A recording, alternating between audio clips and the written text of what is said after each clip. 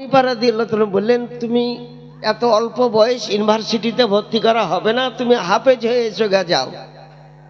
এক তো ছেলেটা বহু দূর থেকে পায়ে হেঁটে এসেছে, তারপর মাদ্রাসা থেকে সদর মুদারিস হিসাবে ছিলেন ইমাম আজম আবু হানিফা রাদিয়াল্লাহু তাআলা, ফেরত দিয়ে দিলেন। ছেলেটা মন দুঃখিয়ে গেল। মাদ্রাসার পার্শ্বের গ্রামে তিনি উপস্থিত হলেন। আরব দেশের লোক বাচ্চাদেরকে ভিক্ষা দেয় না, আরব দেশের লোক বাচ্চাদেরকে ভিক্ষা দেয় না, এই কারণে যে বাচ্চার স্বভাব খারাপ হয়ে যাবে। তো ওই গ্রামে একটা গ্রামে উঠলেন। তখনকার যুগে ইলেকট্রিক বাতি ছিল না, সরিষার তেল জ্বালাতো কিংবা জৈতুনের তেল জ্বালাতো মসজিদে। কেরাসিনের তেল জ্বালা মসজিদে নাজায়েজ আছে। কেরাসিন, পেট্রোল এবং ডিজেল, এই তিনটা তেল মসজিদে জ্বালানো চলবে না।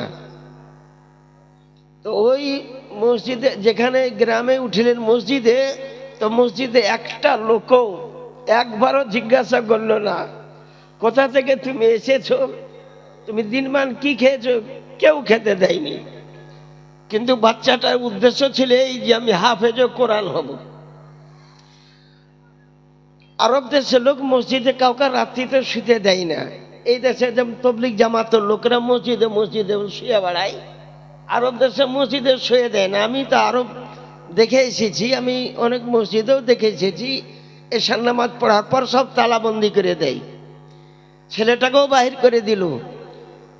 তো জাইতুনের তেল জ্বলতেছিল, জাইতুনের তেলে আলো খুব হালকা আলো হয়, বাহিরে আসতেছিল খুব হালকা আলোতেই।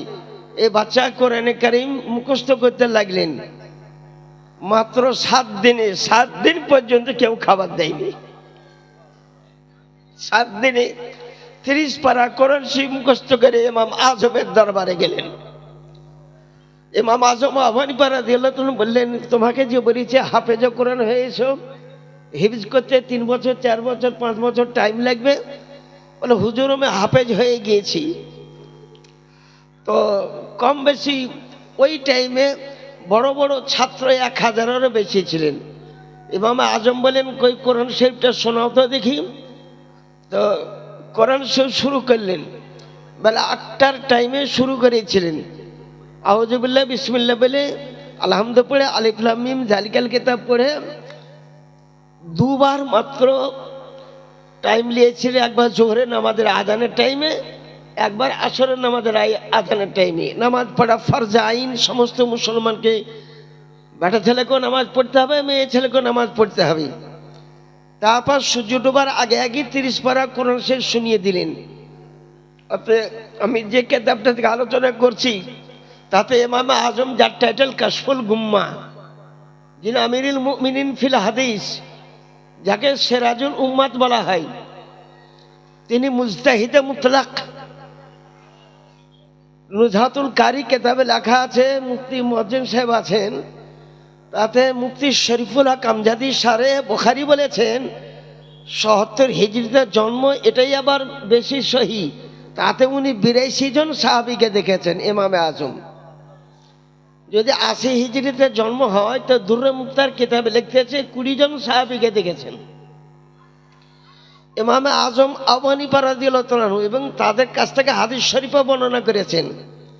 যেমন হযরতে উবাই বিন কাব, যেমন হযরত তুফাইল, যেমন হযরত আনাস বিন মালিক, যেমন হযরত হুমাইদি, এরা সব ইমাম আজমের ছাত্র, বুঝলেন। তো ইমাম আজম আবু হানিফা রাদিয়াল্লাহু তাআলা তিনি দাঁড়িয়ে গিয়ে কোরআনে কারীম 8 ঘন্টা পর্যন্ত দাঁড়িয়েছিলেন। কারণ ইমাম আজম হাফেজে কোরআন ছিলেন। তিনি 2 রাকাত নামাজে 30 পারা কোরআন শরীফ পড়ে নিতেন। এক রাকাতে 15 পারা, দ্বিতীয় রাকাতে 15 পারা পড়তেন। ইমাম আজম কাবা শরীফের ভিতরেও তিনি নামাজ পড়েছেন। কাবা শরীফের ভিতরে 2 রাকাত নামাজে 30 পারা কোরআন শরীফ পড়েছেন। তো ইমাম আজম বলে, ইন্নী লা রাইতু ফি জাবিনিকা, আমি দেখতে পাচ্ছি তোমার পেছনিতে নূরে মুহাম্মাদি জালওয়াগার। সুবহানাল্লাহ, সুবহানাল্লাহ। তাই তাকে ভর্তি করে নিলেন। মাত্র 7 দিনে 30 পারা কোরআনে কারীম হাফেজ হলেন। কিন্তু মাদ্রাসায় বেশি দিন পড়ার সুযোগ হলো না। ইমামে আজমকে জেল দিয়েছিল। ওই বাচ্চাটা জেলখানাতে চলে গিয়েছিলেন, বলেছিলেন জেলের দারোগাকে আমাকে জেলখানাতে যেতে দাও। তো দারোগা জেলের দয়া বসল, 7 বছরকার বাচ্চাকে জেলের মধ্যে প্রবেশ করিয়ে দিলেন। সেই জেলখানাতে ইমাম আজম আবু হানিফা রাদিয়াল্লাহু তাআলা আনহু ইনি ইলম এবং বিদ্যার শিক্ষা দিলেন। সেই ইমামের নাম হচ্ছে ইমামে মুহাম্মদ রহমতুল্লাহ আলাইহি। ইনি হচ্ছে ইমাম আজম আবু হানিফার ছাত্র ইমামে মুহাম্মদ রহমতুল্লাহ আলাইহি। কোন কিতাব আছে তাজকিরাতুল মুহাদ্দিসিন কিতাবে ইমামে আজমের বর্ণনা করতে গিয়ে এই বয়ানটা দিয়েছেন। বিরাদারান ইসলাম, তা আমাদের এখানে তো অনেক হাফেজে কোরআন আছে। আর একটা হাফেজের কথা আপনাকে বর্ণনা করব, যার মা গর্ভবতী ছিলেন, আর গর্ভবতী অবস্থাতে 10 মাসের গর্ভবতী অবস্থায় মেয়েটা মারা গেলেন। মেয়েটা ছিল শাফি মাযহাবের ব্যক্তি, তার স্বামীও শাফি মাযহাবের ব্যক্তি, তার বংশ শাফি মাযহাবের ব্যক্তি। আর শাফি মাযহাবের আইন হচ্ছে এই, পেট চিরে বাচ্চা বাহির করা হারাম আছে। এটা মাসলাকে শাফিতে লেখা আছে। আর ইমাম আজম আবু হানিফা রাদিয়াল্লাহু তাআলা মসলা হচ্ছে এই যে বাচ্চা যদি জিন্দা হওয়ার সম্ভাবনা থাকে তো পেট চিরে বাচ্চা বাহির করা জায়েজ আছে। অবশ্য শাফি মাযহাবের ব্যক্তি ছিলেন, পেট চিরা হারাম। তো বললেন ইমাম আজম আবু হানিফা রাদিয়াল্লাহু তাআলা মসলার উপর আইন দিয়ে এই বাচ্চাটাকে পেট চিরে বাহির করা হোক। মৃত্যু, মা মারা গিয়েছে সকালবেলায়। তো শাফি মাযহাবের হানাফি মাযহাবের 2 দলের একমত হতে অনেক টাইম লেগে গেল। মানে শাফি মাযহাবের অনেক আলেম ছিলেন, হানাফি মাযহাবের অনেক আলেম ছিলেন, একমত হতে অনেক টাইম লেগে গেল। তারপরে ইত্তেফাকা মত হলো যে বাচ্চার পেট চিরে পেট ফেড়ে বাচ্চা বাহির করা হোক। পেট চিরা হলো, জোহরের ঢলকা টাইমে পেট চিরা হলো, বাচ্চাও বাহির হলো। কিছুক্ষণ শ্বাস প্রশ্বাস কিছুই চলতেছিল না। তারপর কিছুক্ষণ পর আস্তে আস্তে হৃদয় স্পন্দন আরম্ভ হয়ে গেল, বাচ্চার শ্বাস চলতে লাগলো। আর এই বাচ্চা আস্তে আস্তে জিন্দা হয়ে গেলেন। এই বাচ্চা আস্তে আস্তে জিন্দা হয়ে গেলেন। 4 বছর 4 মাস 4 দিনে তাকে কোরআন শরীফের অর্থাৎ কলম, দুয়াত কলম দিয়ে তাকে বিদ্যা শিক্ষার জন্য অভিযোজনের ব্যবস্থা করলেন। কিছুদিন পর এই বাচ্চা বললেন একে মাদ্রাসায় ভর্তি করব। তো শাফি মাযহাব তার উস্তাদ শাইখুল হাদিস মুজনি রহমতুল্লাহ আলাই, মুজনির মাদ্রাসায় এনাকে ভর্তি করা হলো। এর আপন মামু ছিল। ভর্তি করার পর হাদিস শরীফ পড়তে পড়তে এই মশলাটাই আসলো হাদিস শরীফে, যে ইমাম শাফি রহমতুল্লাহ আলাইয়ের মতে বুঝেছেন গর্ভবতী মেয়ে ছেলের পেট চিরে বাচ্চা বাহির করা হারাম আছে। সঙ্গে সঙ্গে এই বাচ্চাটা উঠে পড়লেন যে আপনার কাছে পড়বো না, আপনি আমার মৃত্যুর কামনা করেন, অতএব আপনার কাছে পড়বো না। তো মুজনি কসম করে বলল, কসম খোদার বলতেছি তোর জিন্দগিতে লেখাপড়া কোনো জায়গাতে হবে না। তারপরে ইনি ইমাম আজম আবু হানিফা রাদিয়াল্লাহু তাআলা মাদ্রাসায় তিনি ভর্তি হলেন, আলেম হলেন, হাফেজ হলেন, মুহাদ্দিস হলেন, সব কিছু হয়ে গেলেন। যে তিনি বলেছিলেন আমার মামু যদি জিন্দা থাকতো তার কসমের কাফারা তাকে দিতে হতো। নারে তাকবীর, নারে তাকবীর, নারে রিসালাত, মাসলাকে আলা হযরত, নারে তাকবীর, নারে রিসালাত। কসমের কাফারা তাকে দিতে হতো, কারণ ও বলেছিল জাতি মৌলবি হতে পারবি না। কিন্তু এত বড় মওলানা হলো যে বুখারী, মুসলিম, আবু দাউদ, নাসাই, ইবনে মাজাহ, তিরমিজি যে মতটা দেয়, সে মতগুলো তুলে দেওয়ার পর ইমাম আজমের মত দিয়ে সবকে রদ করে দেন। সুবহানাল্লাহ, সুবহানাল্লাহ। সেই কিতাবের নাম হচ্ছে তহাবি শরীফ। ইনি সৈয়দ বংশের ব্যক্তি, সৈয়দ জাফর তহাবি রহমতুল্লাহ আলাইহি। ইনি হাফেজে কোরআনে ছিলেন আর মুহাদ্দিসে তিনি ছিলেন। 2টা হাফেজের কথা শুনলেন আপনি। তাই আপনাদেরকে আমি আরজ করব, আবেদন করব, সমস্ত মুসলমানকে আরজ করব, খুব ঠান্ডার সময়ে জালসাটা হয়েছে, কমিটির লোককে আরজ করবো, মুদারিসানে কেরাম আরজ করবো, আগামী বছর ফাল্গুন মাসের দিকে সব জালসা করতেছে, ওই টাইমে আপনারা জালসা করেন। তো আপনি 3টা হাফেজের কথা শুনেলাম, রসুল্লাহ সাল্লাল্লাহু আলাইহি শুনেলেন, 4 জনের শুনেলাম। রসুল্লাহ সাল্লাল্লাহু আলাইহি ওয়াসাল্লাম হাফেজে কোরআন ছিলেন, ইমাম আজম আবু হানিফা রাদিয়াল্লাহু আনহু হাফেজে কোরআন ছিলেন, হযরত ইমামে মুহাম্মদ হাফেজে কোরআন ছিলেন, হযরত সৈয়দ জাফর তাহাবি রহমতুল্লাহ আলাইহি হাফেজে কোরআন ছিলেন। এখানে কিছু হাফেজে কোরআন এখানে ফারুকুতা ছিলেন, তাদের মাথায় পাগড়ি বাঁধা হবে। কোনো দেওবন্দি থাকো তো ভাই রাগিও না, কোন কেতাব আছে ওটাও বলে দেব। দেওবন্দীদের আশরাফ আলী থানভী লিখিত বয়ান আলী ফাজুতুল ইয়াউমে কেতাবে 3টে খণ্ডে আছে, দেওবন্দীরা মাথায় পাগড়ি বেঁধে বক্তব্য দেয় না, জুব্বাও তারা গায়ে দেয় না।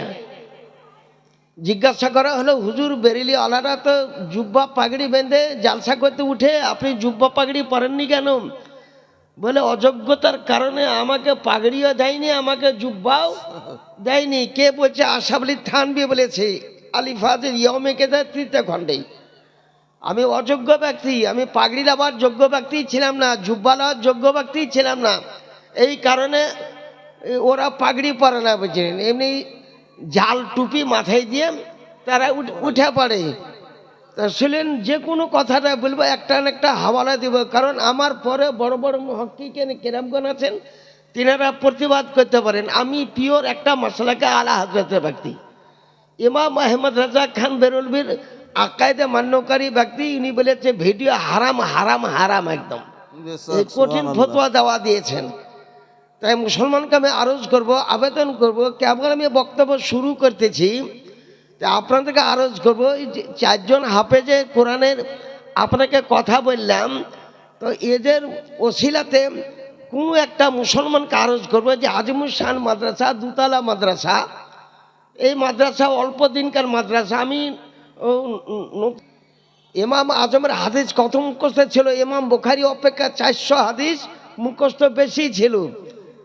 ইমাম বুখারী হাদিস মুখস্থ 6 লাখ হাদিস শরীফ থেকে বুখারী শরীফ লিখেছেন। বুখারী শরীফ লিখতে ওনাকে 16 বছর টাইম লেগেছে।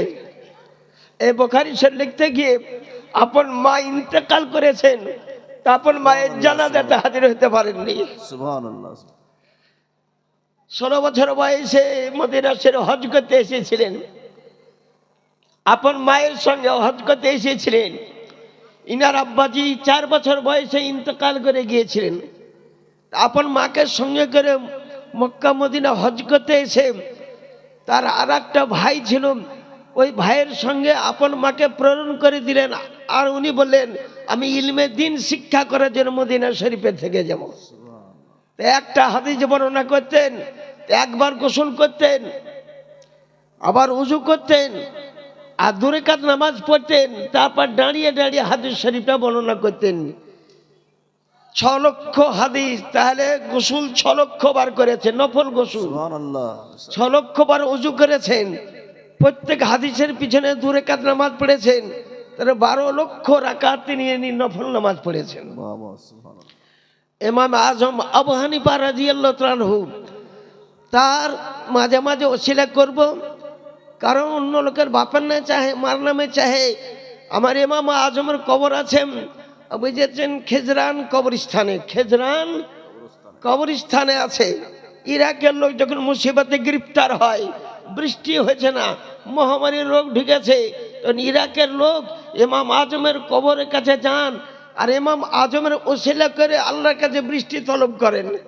লোকে বলেন আমরা বাড়ি যেতেই পারতাম না, সারা সাহাব আমসালাল জওয়াল, পাহাড়ের মতন পানি উঠে পড়তো, বাড়ি পৌঁছাবার আগে আগেই বৃষ্টি আরম্ভ হয়ে যেত, গোটা বুঝেছেন ইরাক দেশকে সয়লাব করে দিত। ইমাম আজম হচ্ছে মুস্তাজাবুদ দাওয়াত, ইনি দোয়া কবুল করলে একজন ব্যক্তি, তার নামে একটা মুসলমানকে বলবো, কারণ এই যারা টাকা দিয়েছেন তারা আপনি জেনে নেন, এই টাকা রাসূলুল্লাহ মদিনার কবর থেকে আপনাকে পূরণ করে দিবেন। কারণ বুখারীতে লিখছে আল্লাহ ইউতি ওয়া ইন্না মানা কাসেম, আল্লাহ হচ্ছেন দাতা, আমি নবী বন্টনকারী। যারা 1000 টাকা দিলেন, 5000 টাকা দিলেন, আপনি এই বছর ঘোরার আগে আগে দেখবেন আল্লাহ আপনার রুজিতে কোন দিক দিয়ে বরকত দিয়ে দিবে আপনি নিজেই জানতে পারবেন না। তাই সর্বপ্রথম আপনাদের কাছে ইমাম আজম আবু হানিফা রাদিয়াল্লাহু ওসিলা করে বলতেছি, ছেলেদেরকে আমি তুলে দেখাবো, প্রত্যেকে দেখাবো, বুঝলেন, কোন কোন ছেলেটা ফারেক হচ্ছে কি হচ্ছে না। যেমন ইমাম আজমের একটা ছেলের কাহিনী বললাম, সারা বিশ্বে হেদায়াতে বলেন, সারা বাক্যাতে বলেন, কুদুরতে বলেন, মুনিয়াত মুসল্লিতে বলেন, বাহরুল রায়কে বলেন, কানজুদ দাকায়কে বলেন, ফিকহে আকবরী আপনি বলেন, যে কোন কেতাবে দেখবেন ইমাম মুহাম্মদের হাদিস শরীফ বর্ণনা করা আছে। ইমাম মোহাম্মদ তিনি বর্ণনা করেছেন। তো ইমাম আজম নামে কোন একটা মুসলমান দেখেন, একটা এত বড় ইমাম যিনি খেজরান কবরস্থানে এখনো জিন্দা, আমি দেন তার নামে 1000 টাকা 2বার 3বার 4বার করে চাহিব না, বুঝলেন। আপনার মনে যদি ধরেন, আপনাকে গ্যারান্টি দিচ্ছি ইনশাল্লাহ মদিনার কবর থেকে আপনার রুজিতে বরকত হবেই হবে, একদম গ্যারান্টি কথা। মাত্র 1000 টাকা কোন একটা মুসলমান যদি ইমাম আজমের নামে দিতে পারেন, সুবহানাল্লাহ সুবহানাল্লাহ। এই দেন কি নাম, নজরুল শেখ 5000 টাকার মধ্যে 1000 টাকা নগদ দিলেন। দেবীপুর যোগ্য বাপের যোগ্য বেটা নজরুল ইসলাম নাম, 5000 টাকা আহলে সুন্নাত জামা গরিব নওয়াজ মাদ্রাসায় করিলেন দান। যার সাথে যে নিয়তে করিলেন দান তার মনস্কামনা পূর্ণ হবে, সুবহান আল্লাহুম্মা আমিন আল্লাহুম্মা আমিন। নজরুল ইসলাম দিলেন, সামনে বছর জালসা করতে আসবেন, আপনাকে জিজ্ঞাসা করবো আপনার রুজিতে কমই হয়েছে না বরকত হয়েছে, ইনশাল্লাহ আপনি দেখে নেবেন। কারণ রাসূলুল্লাহ রুজি বন্টনকারী, বুখারী শরীফে লেখা আছে, বুখারী শরীফ লেখা আছে রুজি বন্টনকারী রাসূলুল্লাহ সাল্লাল্লাহু তাআলা। সামনে একটা এবার হাদিস শরীফ বর্ণনা করতেছি, আপনি খুব ভালো করে শুনেলেন। মায়েরা বোনরা তোমরাও শোনো। একটা মেয়ে ছেলে, নাম তার উম্মে ফাদল, ইনি হচ্ছে রাসূলুল্লাহ সাল্লাল্লাহু চাচি। বিয়ে হওয়ার পর পর কিছুদিন পরই নবীর বাড়ি বেড়াতে এসেছিলেন। এই কোন কেতাব আছে, আদ-দাওলাতুল মাক্কিয়া কেতাবে লেখা আছে যে ইমাম আহমদ রাজা খান বেরুলি মাত্র 8 ঘন্টাতে লিখেছেন। যা কম্পিউটার এখন বর্তমান কম্পিউটারে 8 ঘন্টাতে ওই কেতাব বাহির করতে পারবে না যে ইমামে আজম নিজের এক হাতে লিখেছেন, ডান হাতে, বাঁ হাতে লেখেননি। আর হাজার জিন্দিগিতে কিন্তু বাঁ হাতে লেখেননি, ডান হাতে তিনি লিখেছেন। সে আদ-দাওলাতুল মাক্কিয়া কিতাবের মধ্যে লেখা আছে আব্বাসের বিবির নাম উম্মে ফাদল। নবীকে দেখা করতে এসেছিলেন, আগিনাতে দাঁড়িয়ে রাসূলুল্লাহ একটা খাটের উপর বসেছিলেন। খাটটা হচ্ছে বানের খাট, বানের খাট, বুঝলেন। ওটা একটা দুর্বল কাঠের খাট ছিল, তাতে রাসূলুল্লাহ সাল্লাল্লাহু তিনি বসেছিলেন।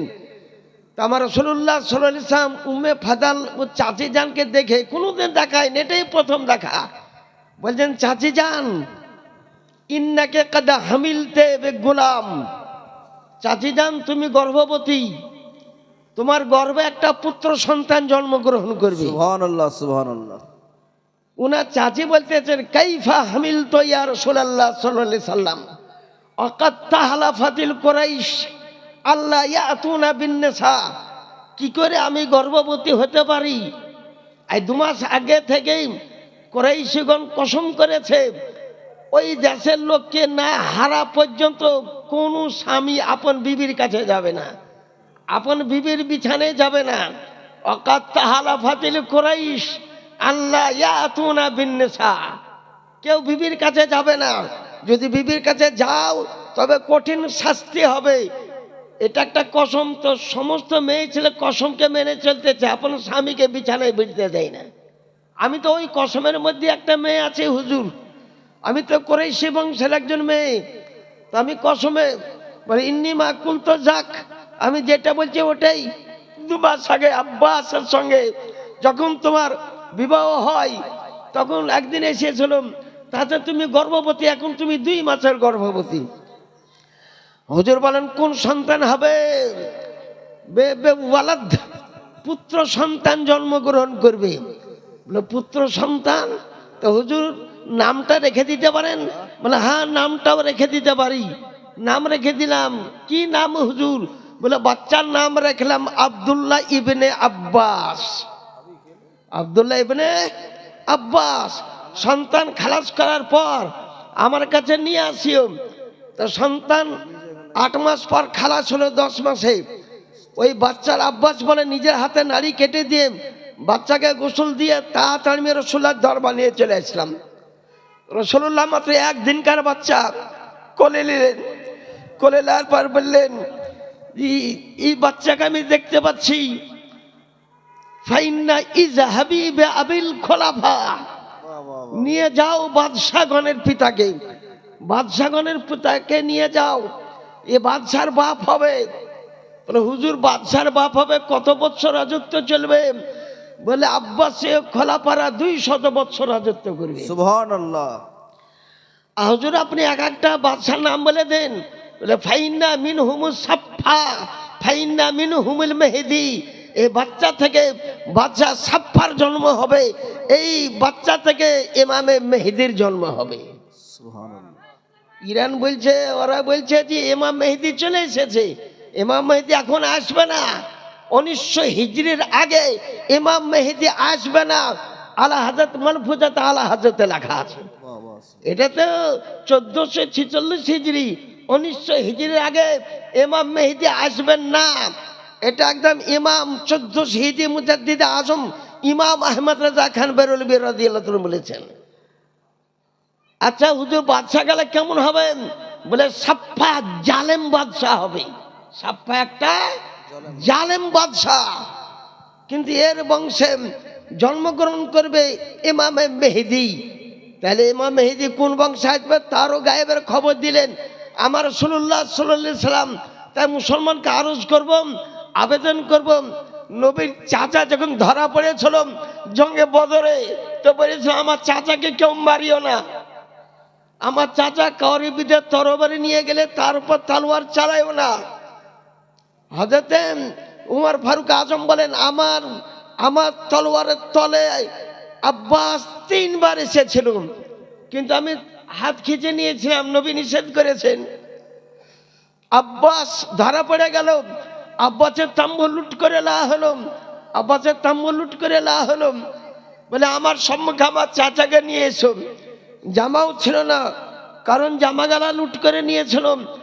তাই ওইখানে একটা বিশ্ববিখ্যাত মুনাফিক ছিল, নাম তার আব্দুল্লাহ বিন উবাই। নাম তার আব্দুল্লাহ বিন উবাই। উবাই। আব্বাস লম্বা ছিলেন, ও লম্বা ছিল, যেমনই জামাটা গায়ে দিল সেট হয়ে গেল। ওই জামাটা গায়ে দিয়ে নবীর সম্মুখে এসেছিলেন। আব্বাস রাদিয়াল্লাহু তাআলা আনহু বলে দাও সমস্তকে 4000, বর্তমানে বাজারে 75 লাখ টাকা করে জরিমানা। 4000 দিরহাম দাও, জমা দাও। বলে হুজুর তাম্বুতে আমার মাল সব লুট করে নিয়েছে, আমার কাছে টাকা নাই।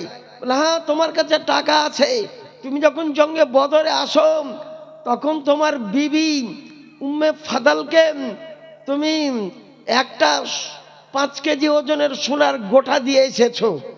ওটা তোমার খাটের পিছন দিকে ডান পায়ার তলে ওটা পুঁতা আছে। সুবহানাল্লাহ সুবহানাল্লাহ।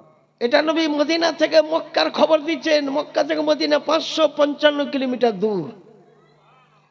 আমি দেখতে পেয়েছি, তুমি অন্ধকার রাত্রি 12টার পর পুঁতেছিলে, তো আমি মদিনা শরীফ থেকে দেখতে পেয়েছি। সুবহানাল্লাহ। বলে হুজুর আপনি কত বড় ইলমে গায়েব জাননেওয়ালা। তাই নবী ইলমে গায়েবের পর বিশ্বাস করে আব্বাস পড়েছিলেন লা ইলাহা ইল্লাল্লাহ মুহাম্মাদুর রাসূলুল্লাহ সাল্লাল্লাহু আলাইহি সাল্লাম। এখন আব্দুল্লাহ ইবনে উবাই যখন মারা গেল তখন রাসূলুল্লাহ সাল্লাল্লাহু আলাইহি সাল্লাম বলে আপনি জানাজা পড়িয়ে দেন। নবী সাহাবায়ে কেরামকে প্রেরণ করেছেন, হুজুর এত বড় মুনাফিকের জানাজা পড়ার জন্য লোক পাঠালেন কেন? বলে আমি উম্মিদ করতেছি এই জানাজা পড়ার পর এর বংশের 1000 জন ব্যক্তি আজকে ইসলাম ধর্ম কবুল করবে। নারে তাকবীর, নারে তাকবীর। আর নবীর গায়ের জামা যে ব্যক্তি গায়ে দিবে তাকে কবরে আজাব হবে না। এটা রাসূলুল্লাহ জামার খুশুসিয়াত। তাই বললেন আমার চাচা কাল কিয়ামতের প্রান্তরে জান্নাতের দাবি করবে, তাই আমার চাচাকে আমার জামার মূল্যটা দেওয়ার কারণে তার জানাজা পড়িয়ে যা তোকে শোধ করে দিলাম। দুইটা হাদিস শরীফ শোনালাম। আমি 3 নম্বর আবার হাদিস শরীফ তৃতীয় মর্তবে আবার শোনাতেছি। মুসলমানকে আরজ করব, হাফেজে কোরআন এক খতম কোরআন শরীফে প্রত্যেক লোক করে 10টা করে যদি নেকি হয় তো কত নেকি। হাফেজে কোরআন, আমি হাফেজ হতেছিলাম এলাহাবাদে, হাফেজ শুরু করেছিলাম বেরেলি শরীফে। আমি 12 পারা পর্যন্ত পুরো মুখস্থ করে তারাবিও শুনিয়েছি। তারপরে হাফেজ সাহেব খুব কড়া ছিল বুঝলেন, মানে 100টা ছেলেকে একটা মুদারিস পড়াতে হতো। আন্দাজে ঘুরতে ঘুরতে ব্যাত মারতে মারতে হয়তো আমাদের জনাব হযরত মৌলানা সাহেব তিনি দেখেছেন হাফেজে বৃদ্ধ মানুষ ছিল, আন্দাজে পিঠের উপর পড়তো। এই চিন্তা করে দেখলাম যে এ তো কোনোদিন আমার ভাগ্যেও পড়বে। তা আমি ওখান থেকে বেরেলি শরীফ চলে গেলাম, বেরেলি শরীফে মৌলবি লাইনে আমি ভর্তি হয়ে গেলাম। তাই মুসলমানকে আরজ করবো, আবেদন করব, কোরআন শরীফের আমানত পাহাড় বরদাস্ত করতে পারেনি, জমিন বরদাস্ত করতে পারেনি, সূর্য চাঁদ বরদাস্ত করতে পারেনি।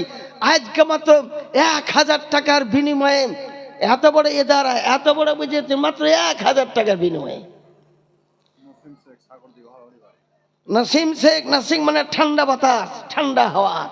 আই নসিমে কোয়ে জানা जब मदीने से तू आना, बुए जुल्फ यार लाना, दिल परिशा है सुंघाना। नसीम হরড়ি, হরড়িতে আমি পড়েছি। হরড়ির লোক চিনতে পারছেন না। মৌলানা খোদাবক্স সাহেব আমার উস্তাদ ছিলেন, মৌলানা কুদরতুল্লাহ সাহেব ছিলেন, বড় হাফেজ সাহেব ছিলেন, হাফেজ বদিউজ্জামান সাহেব ছিলেন। আমি হরড়ির পড়ার ছাত্র। আমি হরড়িতে 3 বছর পড়েছি, হরড়িতে। তাই হরড়ি থেকে আগতে একজন ব্যক্তি নসিম বলে নাম 1000 টাকা দিয়েছেন। আল্লাহুম্মা আমিন, আল্লাহুম্মা আমিন। তার দানকে কবুল করুন আপে রব্বুল আলামিন। ডেকেলাও ছেলেকে ডেকেলাও। হ্যালো, হাফেজ এবং কারিগণ এবং হাফেজগণ, তোমরা যেখানে থাকো তোমাদের সমস্ত কিছু কাজ গুটিয়ে দিয়ে 2-5 মিনিটের মধ্যে স্টেজে এসে উপস্থিত হও। হুফাজে কেরাম এবং কারিগণ, তোমরা যেখানে আছো সমস্ত কাজকর্ম ছেড়ে দিয়ে তোমরা স্টেজে এসে উপস্থিত হও 2 থেকে 5 মিনিটের মধ্যে। ব্রাদারান ইসলাম, জনাব কারি মঈনুদ্দিন সাহেব 5000 টাকা দিলেন। কারি মঈনুদ্দিন সাহেব, মৌলানা মঈনুদ্দিন সাহেব, তিনি 5000 টাকা দিলেন। আল্লাহুম্মা নারায়ে তাকবীর, নারায়ে রিসালাত, মাসলাক আলা হযরত। এই যে আমরা নারায়ে তাকবীর, আল্লাহু আকবার, নারায়ে রিসালাত ইয়া রাসূলুল্লাহ বলছি, এর জন্য বাহাস হলো কান্দিতেই 50,000 টাকার চ্যালেঞ্জ। কেউ যদি হাদিস শরীফ থেকে প্রমাণ করে দিতে পারে তাকে 50,000 টাকা দিব। ওইখানকার লোক আমাকে মধু করেছিল, আমি গিয়েছিলাম। লোক কত 10খান গ্রামের লোক ভর্তি। আর ও ছিল জমিদার ব্যক্তি, বিশাল বড় লোক ব্যক্তি, 3 তলা বাড়ি, মসজিদের সম্মুখ। মিলাদ করতো না, ক্যাম্প করতো না, রবিউল আউয়াল পালন করতো না। এই কারণে বলেছিলাম যদি বুঝেছেন ওই পতাকা উড়ানো হাদিস শরীফ থেকে দেখাতে পারেন, নারায়ে তাকবীর, আল্লাহু আকবার, নারায়ে রিসালাত ইয়া রাসূলুল্লাহ আপনি দেখাতে পারেন, তো ওই বক্তাকে 50,000 টাকা দিব। ওই সে বসে গেল। লোকে কারণে বুঝে ওকেও চেয়ার দিয়েছে, বলে টাকাটা জমা করেন তাড়াতাড়ি, বলে আগে প্রমাণটা করেন। বলে আপনি মৌলবি মৌলানা? বলে কোনো মৌলবি? মৌলবিরা বলেছে তুমি চ্যালেঞ্জ কবুল করেছো, তুমি যাও। বলে তো আমাকে একটা প্রমাণ করতে 5 মিনিটও টাইম লাগবে না। এখানে যদি লাইব্রেরি থাকতো, যেমন সুলতানপুরে আছে, সুলতানপুর মাদ্রাসায় আগামী 29 বুঝেছেন 29 মাঘে জালসা হবে, আপনারা যাবেন শুনতে ইনশাল্লাহ। আমার দাওয়াত আছে। আমার পরে লড়াকু মুফতি জাহাঙ্গীর আলম সাহেব আছেন, উনি বক্তব্য রাখবেন। তো 50,000 টাকা মানে চ্যালেঞ্জ, মুখে বলা খুব কঠিন, পকেট থেকে বাহির করা খুব কঠিন। তো তো 50,000 টাকা টেবিলে রেখে দিলুম। আচ্ছা এখন হুজুররাকে বলতেছি, মুসলিম শরীফ 86 হাদিস 419 পৃষ্ঠা, এখানে লেখা আছে যে অন্যসাওয়ালা সাকফিল বয়ুতে। তা আমরা যখন ক্যাম্প করবো, মেয়ে ছেলে তোমরা দাঁড়িয়ে ক্যাম্প করে নেও, পর্দার ব্যবস্থা আরো ভালো করে করতে হতো। সমস্ত মেয়ে ছেলেকে দাঁড়িয়ে ক্যাম্প করা যায় যে লেখা আছে, বাচ্চাদেরকে দাঁড়িয়ে ক্যাম্প করা যায় যে লেখা আছে, আপনাদেরকে যায় যে লেখা আছে। এর আস্তে আস্তে পড়বে, ইয়ানবী ইসলাম আলাইকে আস্তে আস্তে পড়বে। দেখুন মুসলিম শরীফ 419 পৃষ্ঠা, আমি যটা বলবো কাইলি লোকে দেখবে হাদিস। 419 পৃষ্ঠা 2য় খণ্ড, এরপর কোন হাদিস শরীফ আর নাই। অন্যসাওয়ালা সাকফিল বয়ুতে, মেয়ে ছেলেরা ছাদের উপরে দাঁড়িয়ে জলুস দেখতেছিল। ওয়াল খুদ্দাম ওয়াল গিলমানো, আর যারা খাদেম ছিল, গোলাম ছিল, বেটা ছেলে ছিল, মেয়ে ছেলে ছিল, তার রাস্তার উপর আফরি তাফরি করতেছিল। সাহাবায়ে কেরাম কি বলতেছিলেন? ওয়ায়ুনা দুনা ওয়া মুহাম্মদ ওয়া রাসূলুল্লাহ, ওয়ায়ুনা দুনা। এখন আমাদের মুফতি মুয়াজ্জিন সাহেবকে জিজ্ঞাসা, নাদাই ও নাদা মানে কি? নারায়ে তাকবীর।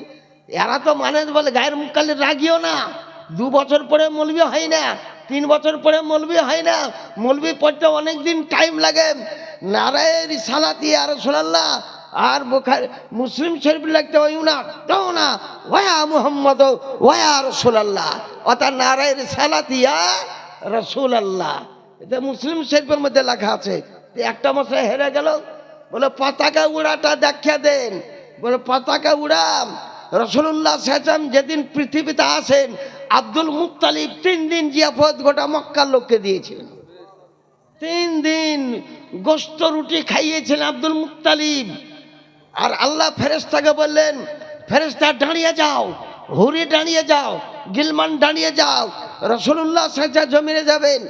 আজকে সারা পৃথিবীতে একটাও বেটা ছেলে, একটাও পিটি ছেলে জন্মগ্রহণ করবে না, একটাও মেয়ে ছেলে জন্মগ্রহণ করবে না।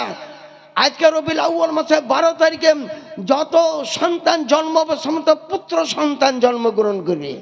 কোন কিতাব আছেন?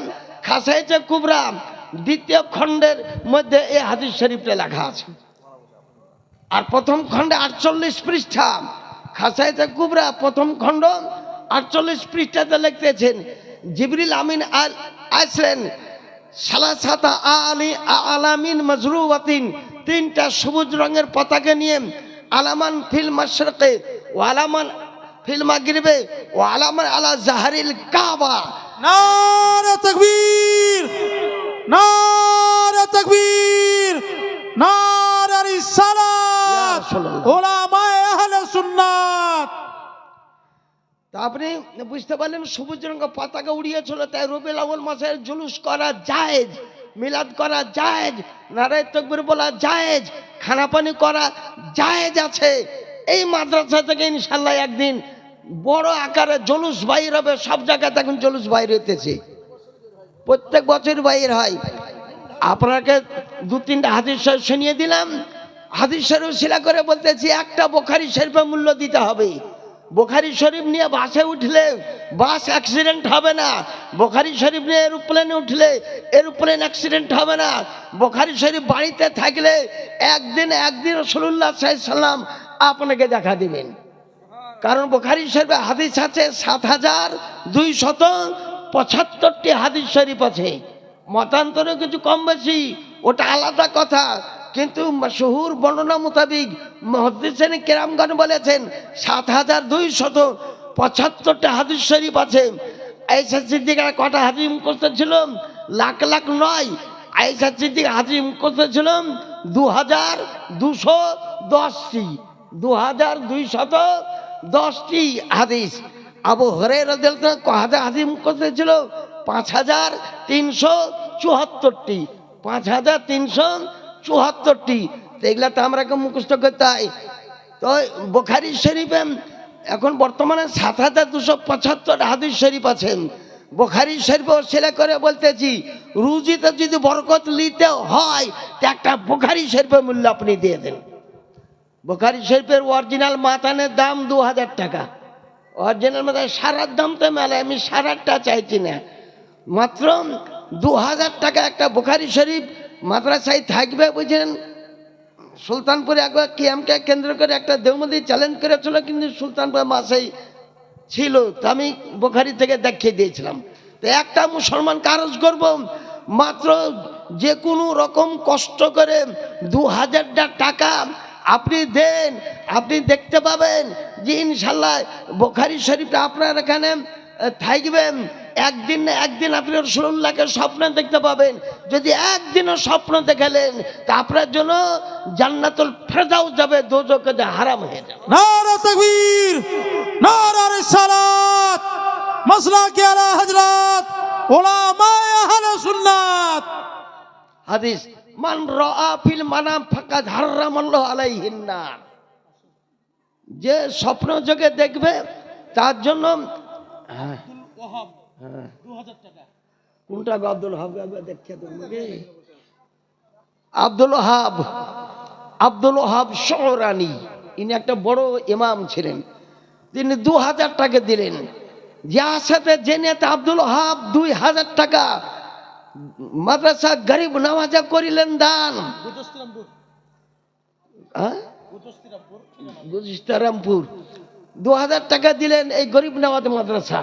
আমার খাজা গাঁ, খাজা গরিব নওয়াজ, খাজা মঈনুল হক ওয়াদ্দিন, খাজা মঈনুদ্দিন চিশতি আজমেরি সঞ্জারি রহমতুল্লাহ আলাইহি, ইনি স্বয়ং রাসূলুল্লাহর হুকুমে আজমেরি শরীফে এসেছিলেন।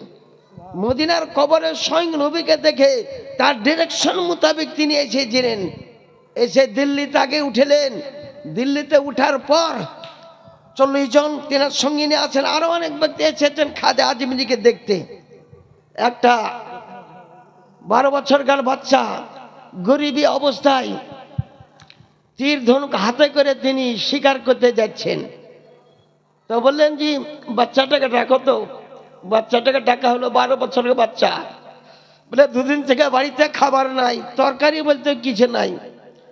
তাই তীর ধনুক নিয়ে মা পাঠালে যে কোনো একটা শিকার মিকার যদি পাও। তা সুলতান গরিব নওয়াজ বলতেছেন, এই বাচ্চাটাকে আমি দেখতেছি একদিন দিল্লির সিংহাসনে বসবে। সুবহানাল্লাহ, সুবহানাল্লাহ। আজকে তীর ধনুক নিয়ে ক্ষুধার তাড়নায় জঙ্গলে শিকার করতে যাচ্ছে। একদিনে দিল্লির সম্রাট হয়ে বসবে। নাম কি তার? নাম তার সুলতান শামসুদ্দিন আলতামাস। যারা বাংলা পড়া ব্যক্তি, সুলতান শামসুদ্দিন আলতামাস বুঝলেন। আমি ঈদ পত্রিকার কথা একটাও বলবো না। তা আমার খাজা, ভারতের রাজা খাজা গরিব নওয়াজ, খাজা হচ্ছে আজমিরি রহমতুল্লাহ আলাইহির নামে কোন একটা মুসলমান কারজ করবো মাত্র 1000 টাকা। আমার খাজা গরিব নওয়াজ জিন্দা। কতজনের চেষ্টা করতে আজমিরকে ভেঙে দাও। আমার থেকে বেশি আপনারা হোয়াটসঅ্যাপে বেশি শুনতেছেন। তাই আমার খাজা আজমিরি রহমতুল্লাহ আলাইহির নামে কোন একটা মুসলমান খাজা আজমিরি দাতা।